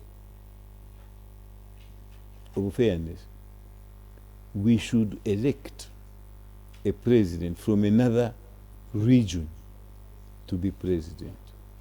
Let me finish. This point is very, very important. Those are the words of Tumukunde. I wrote in my article, and you can look at the monitor, that Tumukunde himself was against age limit removal because he supported term limits. He opposed Parliament for having removed term limits. That is why he's desperate that Museveni should go. And although he has promised there should be somebody else, he hasn't found one. Therefore, that's why he's standing himself. Now he's going to prove me wrong. For me, I wanted them all to stand down. So to give a chance to Kyagulanyi to represent the Buganda region, which is inhabited dominantly by non-Baganda. It is dominated by non-Baganda. Having said that, why is it that the majority of opponents of President Museveni in the presidency has been his original supporters and the workers and the ministers and the permanent workers, soldiers, and above all, his own prime minister? What makes me sad in this last election is not that my candidate Kyagulanyi lost or that the President Museveni won, but the likes of my friends like Mujisa Muntu, and Mbabazi. Mbabazi came here and he sent his relatives here to persuade me to support his petition in 2016. They came here. I talked to him several times. And when later, his own supporters, his wife, his sister Hope Mwesije, visited me here.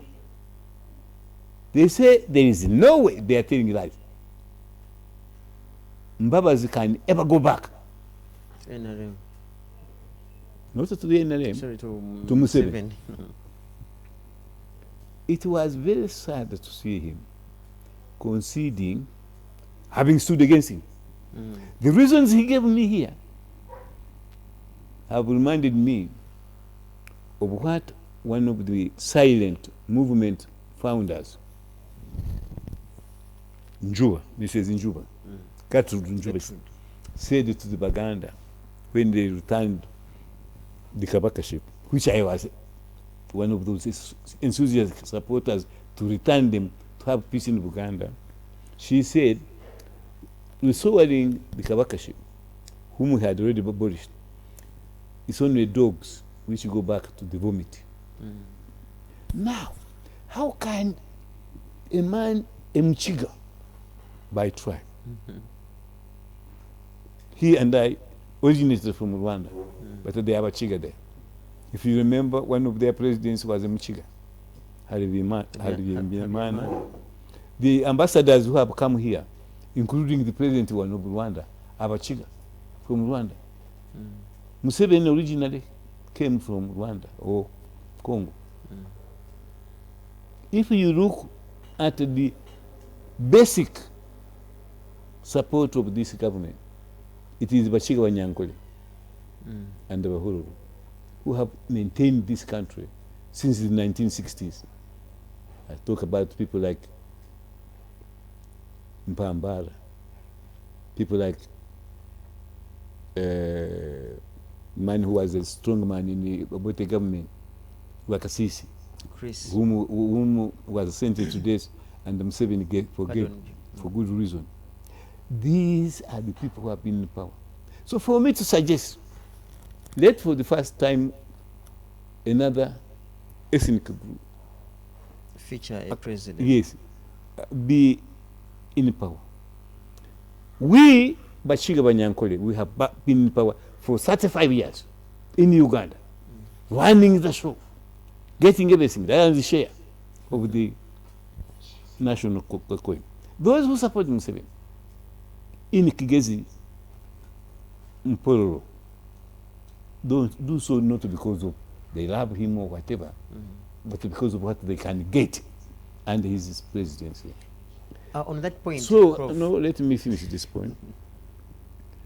So the Westerners, call them that, let me be a cynic, have ruled this country for 35 years since the 1960s, since independence. The Acholi and their brothers, what I call the Northerners, have ruled Uganda 23 years. Buganda has had about 4 presidents. Between them, they don't make even 3 years. People forget about that. The Kabaka, Roni Mutebe, is a friend of Museveni, is a friend of mine. The Baganda are much more advanced than the Bachiga. At one time, Museveni said, convening Indians, that one Indian entrepreneur like Mukwano or Madvani is worth 100 Bachiga, which even Hakana Rugunda didn't take very kindly. So please, let us end this what I should call lie about how Uganda is governed. Today we are governed by the Munyakigezi. Amama Mbabazi, Museveni agreed that they are having talks. Talks to do what? The country is waiting with a bated breath. What is Amama Mbabazi going to do in the new government when the Baganda and the Buganda and the people who live in Buganda have rejected the movement and the Museveni? And it is only the Bachiga, the Banyankole, Banyarwanda who live in Buganda who have done so, but other tribes and the Baganda. Secondly, most importantly, Busoga has denied Museveni. Apart from Kadaga, they have not voted for any other. His own minister was defeated, Isaac Musumba. They have taken over Iganga, Busoga, others. Then Kasese, West, They are not. They are not. Chibanzanga was they are not defeated. Baganda. They rejected him. Prof, I have questions here for you. Did. I have questions here for you from our viewers, but also I want to emphasize that whoever is watching, please call 0789 014 145. You can reach us on 0789 014 145. Prof will definitely hear you and answer. And he will answer you. He adds he does not have any question that embarrasses him.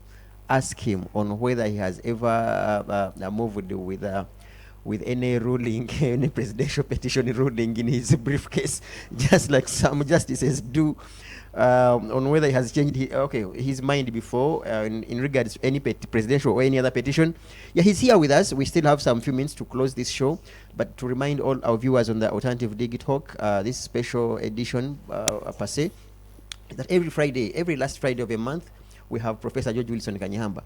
Prof, there are some, guys, call 0789 014 145. In case you're out of Uganda, it is +256 789 014 145. You would definitely speak to the one and only Professor George Wilson Kanyeihamba. Professor, there's a question here. This gentleman, surprisingly, you almost share the same names. He's John. No. He is He is George J. Kanyeihamba. There are very few Kanyeihambas in Uganda. I'm very pleased to hear that his namesake. He just comments that I was senior presidential advisor and I received a car, government allowances, and all privileges. But I remember meeting him, now the president, twice in a period of 5 years, says Professor George Kanyeihamba. There is a question here from Semwanga Rehema. I would like to ask the Prof, what would be done by President Museveni as per now to bring peace? Per now? What do you think should be I done? want two things from him. In this, to tell people as soon as possible, possibly early this year, that this is his last term, that he will not stand again. Because when this term finishes, he will be about 83, 84. And really, if he loves Uganda, the long time he has been serving this country, over 34 or 5 years, he cannot really believe himself that he is now got energy to continue being president. Secondly, people say he should name a successor. No, we are not a monarchy. And on this one I agree with him. It is for the Ugandans to decide who should be their next president. At my old age, very old, but still very sharp in my brain, as you can hear, I would like the next president, whether he's a Muchiga, resident in Uganda, whether he's a Nacholi,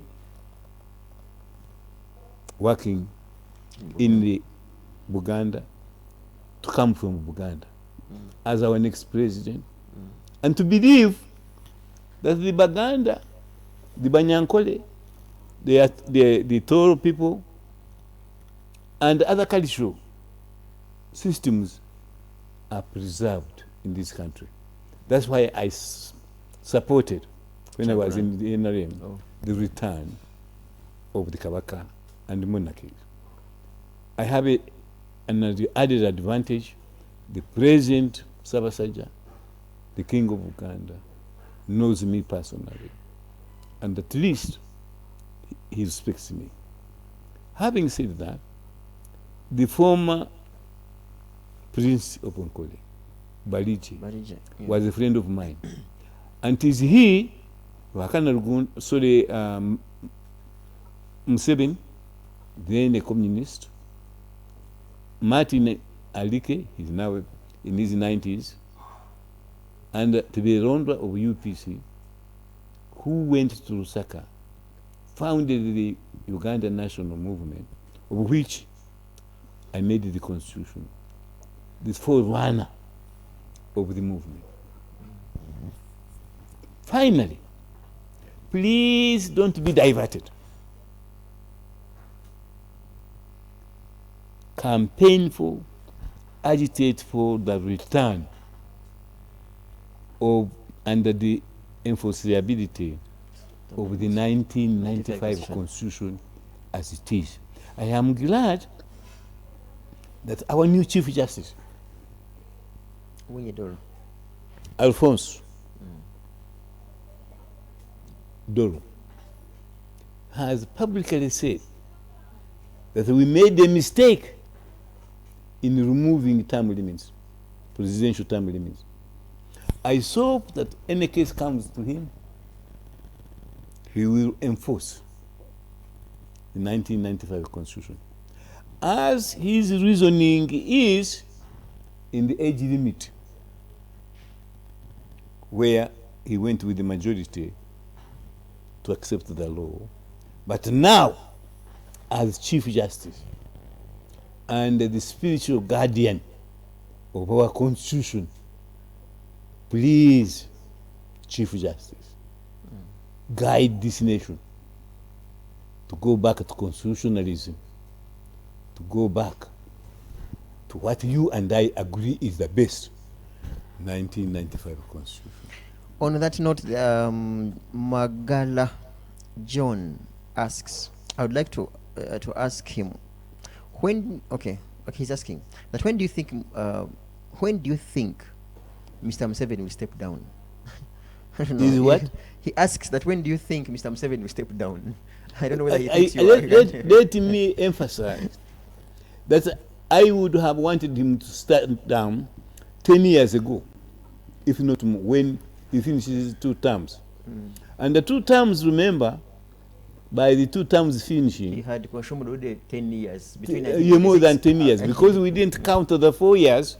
He himself gave himself 4 years. That we shall clear everything. After 4 years, I am a Democrat and a thinker. 4 years, we shall give power. I am the one, Kanyeihamba, as Attorney General and the Minister of Justice, who persuaded the whole country and the then National Parliament, National Legislature, to extend the movement for another 5 years, for which I was criticized by all the multiple parties. I remember a man called what is his name? Opondo. He came to my chair and he killed me there. He was a UPC youth winger.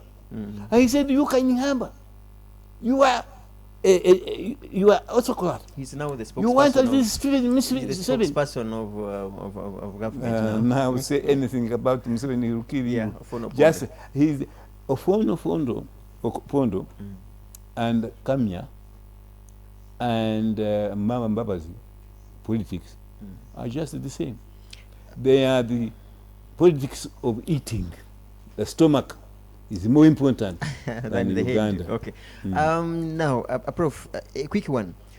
Do you have any specific comments for the loss of your friend's candidature or attempts to join parliament as a representative of the elderly? That's your friend Matembe lost. If in case you didn't know, I wish to bring the sad news that she lost that race. I have talked to her since.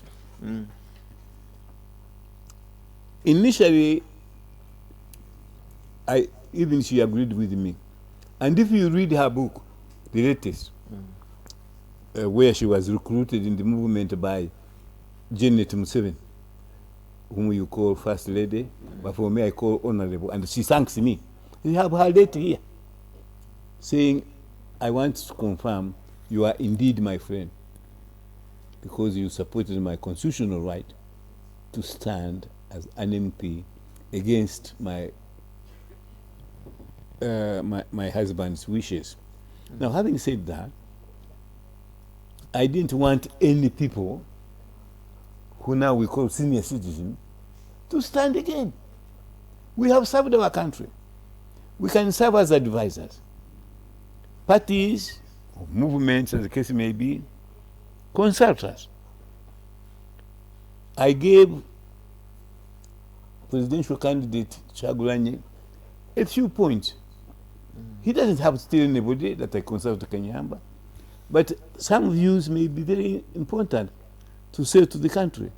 For a long time, Museveni relied on us, and he continued relying on his advisors. And even though he didn't consult me a lot when he was presidential advisor, he had others whom he consulted. No president can rule alone. Kyagulanyi, if we had appointed him, elected him president, which we shall do next election unless he retires or tells us somebody is better, he would be advised by people like me. The Kabaka, I'm sure he's got access to the Kabaka. The Kabaka has not said anything in this election. Neither had the Katicho. But they will consult him. Wakana Rugunda today consulted the Katikiro. When I was going into sanctuary at the Kabaka's residence, Wakana Rugunda knew about it. And Wakana Rugunda knew that the police had failed me here. And you ask, why don't you have the police here?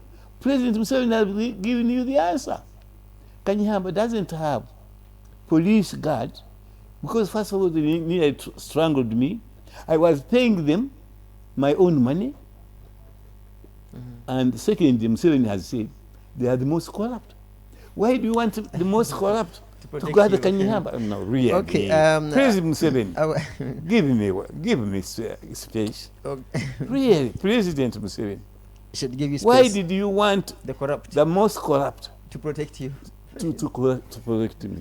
Viewers, we are still on the Mighty Drive. This is a special show where we host Professor George Wilson Kanyeihamba, and we have less than 8 or thereabout minutes to close the show.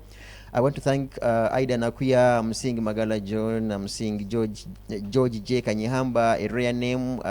Prof says Abdul Dabraz. Now this one, the name I don't know. Okay, Abdul the Brazilian Alpha. Thanks for watching. Coco, do you say that one that I've sent him a message saying Salam alaikum? Yeah, that's Salam. Prof says Salam alaikum. Abdul. And that have you read his book? Have you read his book about crisis in Muslim leadership? Which is a text, which is used as textbook at the Islam University, and where Professor Kasozi Abdu, a Muslim himself, said he has never read a book in which a non-Muslim writes very sensitively and intelligibly about Islam affairs. Frederick Kawoya, I'm enjoying the discussion, very revealing. Frederick Kawoya, thanks for watching. Magala John, okay, lots of comments. Same, already read. Okay, same Wanga Rehema, you already answered his question. Words from Prof. This is Francis Kanyike.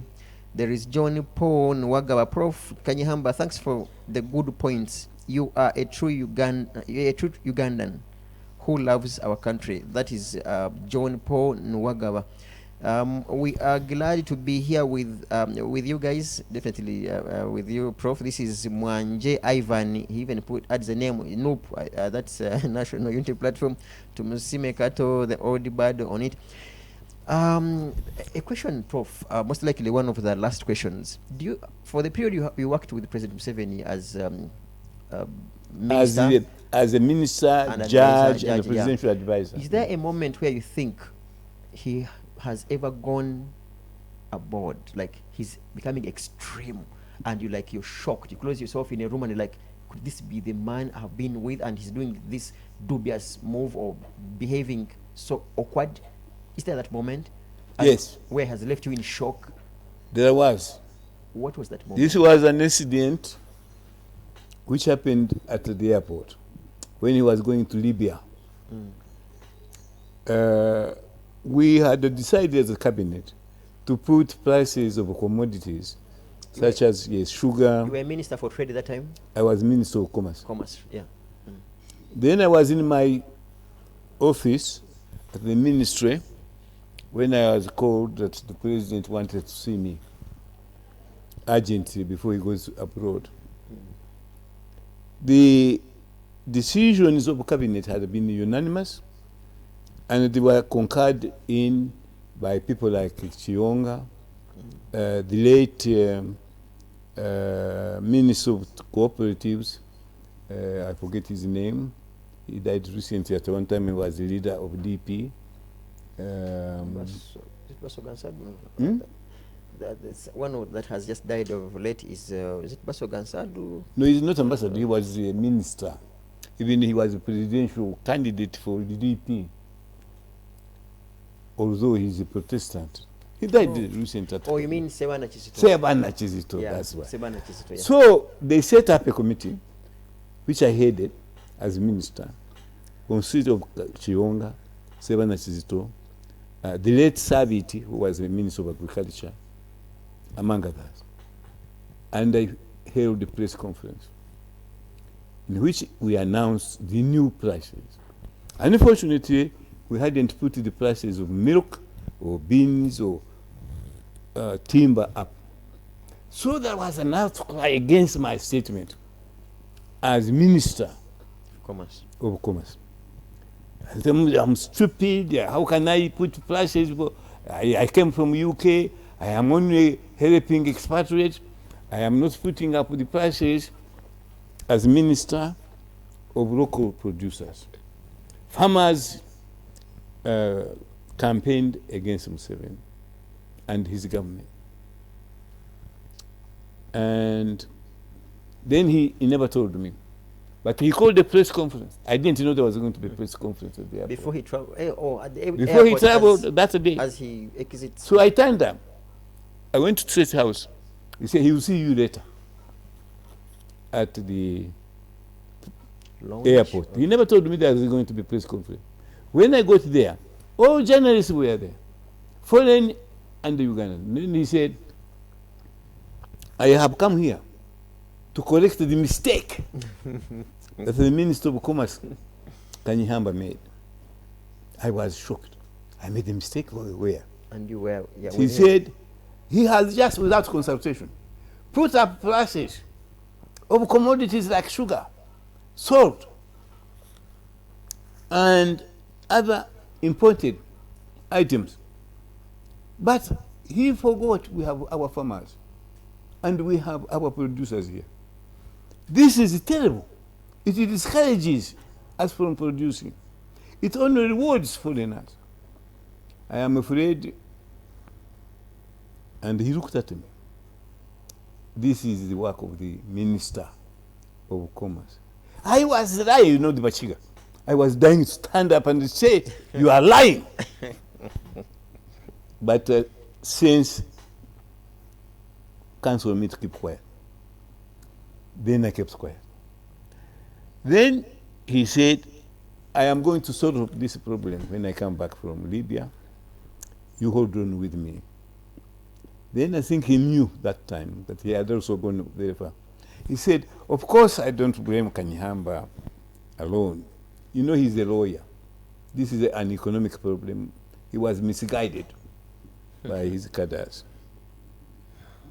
Then as he was lifting the group, I got out of my chair, seizing with anger. And I wanted to go to his office at the airport. They couldn't hold me. I said, Mr. President, you have been unfair.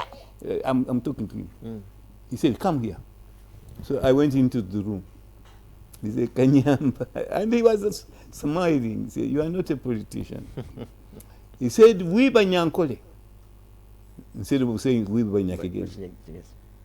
We Munyakigezi have a saying that if you are being attacked by a lion, you give it a finger to chew.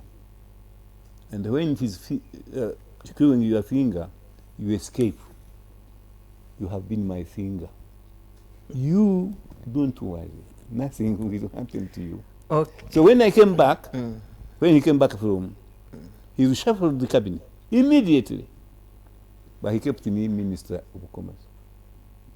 He didn't reshuffle me out. To show the journalists and everybody my statement was to save my government by offering Kanyeihamba as a finger to the lion, but he has no problem.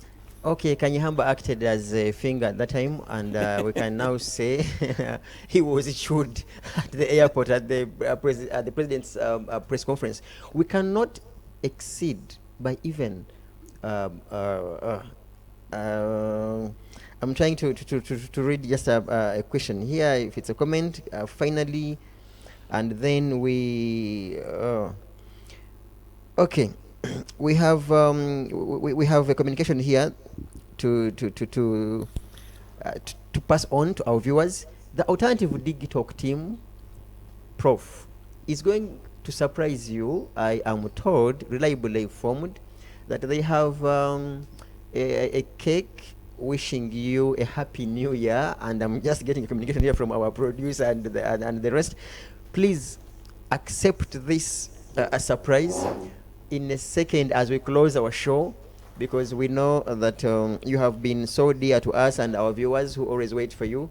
May you please, gentlemen and the ladies, bring here Professor's what a surprise. Thank you very much. Surprise or gift, and then thereafter we shall call it a show, and we shall call it a month, as we look forward to meeting him again come next month, Friday, last Friday of a month. But can I ask you, Norman? Yes, Prof. Did you take the page where it says the root, the root history of Museveni, the greatest? We did Kigirizian. We did show it to. You took it. Yeah, we took it. Thank you. And we're going to share it. We're going to spread it. You can see there that his uncle, whom we call his uncle, is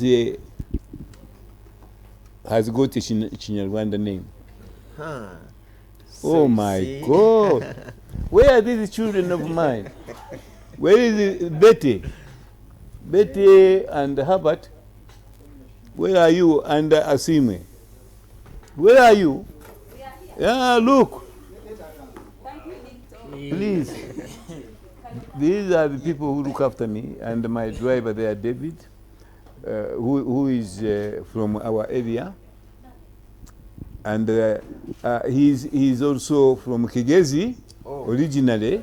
Okay. But he will not be surprised, rather ashamed when I tell him that he drove me to the polling station, and I believe he also voted for Shagulanyi. He's called David. Yeah, all of them. All of them. You read. Yeah. We read Happy New Year, Professor. Oh, thank you very much. Thank you. When I was young, I used to embrace you instead of shaking hands. Thank you, thank you. Thank you. Thank you. You better come here, my daughter. You. Betty. Jangu wano. Jangu wano. Sija kukiriza nga tojje wano. Kifaananyi. Where is this? And Asime. Asime.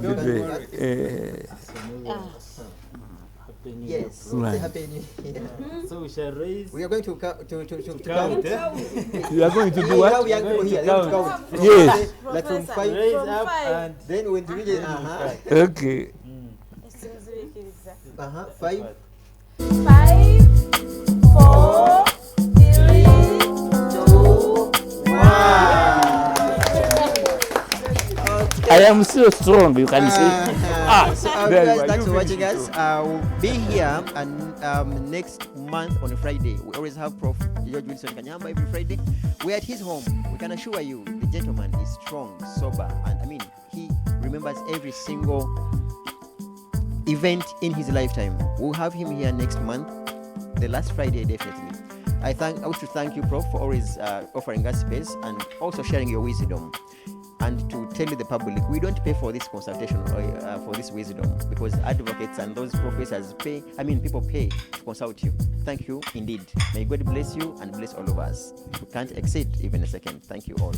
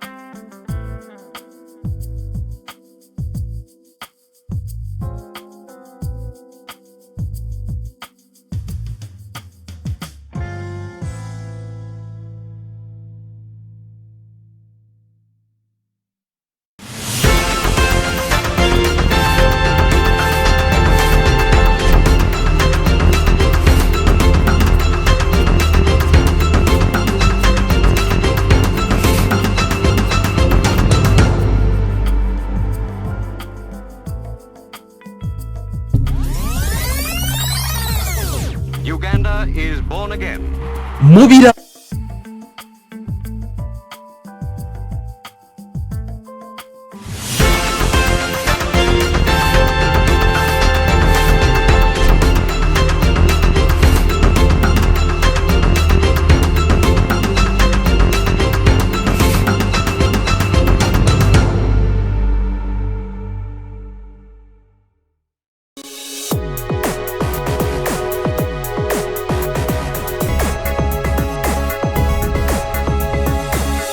The Alternative Dig Talk. Real issues, real